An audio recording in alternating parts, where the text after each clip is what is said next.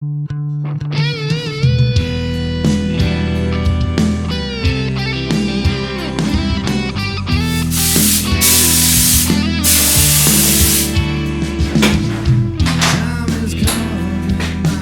there, welcome back again. Okay, Saturday weekend session.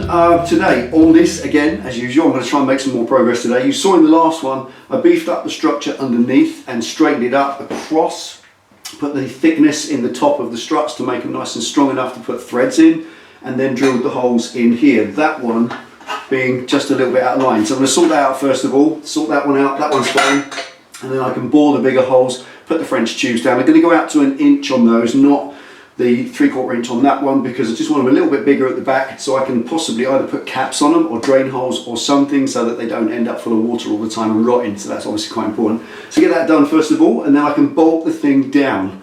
Once I can do that, then I can actually stand back and decide on where I might trim this, where I might trim that, and then even look towards that. Not today probably, I imagine. I always bite off more than I can chew, but let's get stuck in. Let's at least get these ready to mount bolts down through and get the resin in there to get that curing at least. Okay, wish me luck. Let's get stuck in.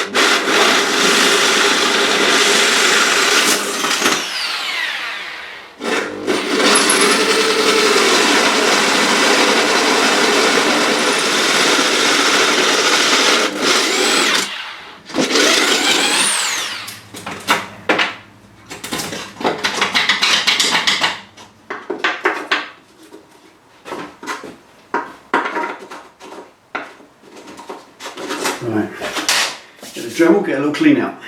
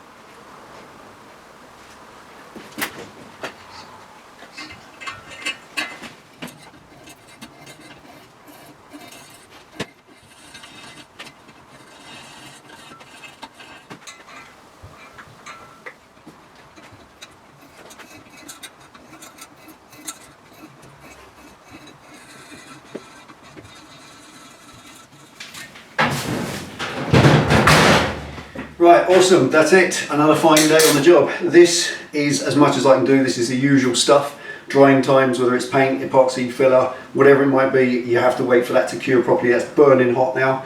You remember we saw one before, 98 degrees. That is absolutely cooking. There's lots of resin in there, but managed to get it all the way around. Just feed it in little by little. Looks a proper mess now, but that's fine. It'll all grind off, and those will grind completely flush with the surface like the front ones, so you won't feel them. And I will put some caps over the top. There have been a lot of you who've asked the question, why don't you bolt it up from underneath? Well, the way that that's designed, it's really difficult to get up inside and get fasteners in there. To do up fasteners from underneath, far easier to go in from the top and just put caps straight on top so that they're completely waterproof, or alternatively, just a little drain hole, it doesn't matter. But that's just a different way to do it. It's not the right way or the wrong way, it's just a different way to do it. Custom bikes have got lots of quirky things about them, that's what makes them unique and interesting. And I'm learning as I go with this whole French tube thing. A few of you have asked what it is, perhaps you've never heard it, been living in a cave for a few years, but if you've been around the custom car scene, certainly back in the old days, they used to do this sort of thing with lights. They put a light down a tube in the back of a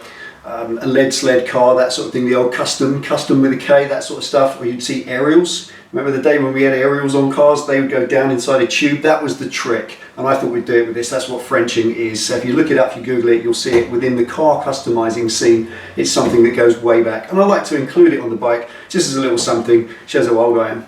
There we go. Anyway, I can't do any more, got to let that dry and cure off completely. Then in the next one, grind them off completely, and then I can trim the sides, trim the sideburns and the ears off, get all that nice and smooth, and finally start to deal with the Toblerone at the back. Get that shaved off, get the light inside there, make that look pretty. So there we are. Thank you for all your kind support, I really appreciate it. Take it easy, ride safe, have a fantastic weekend. I'll see you tomorrow for some fun and games.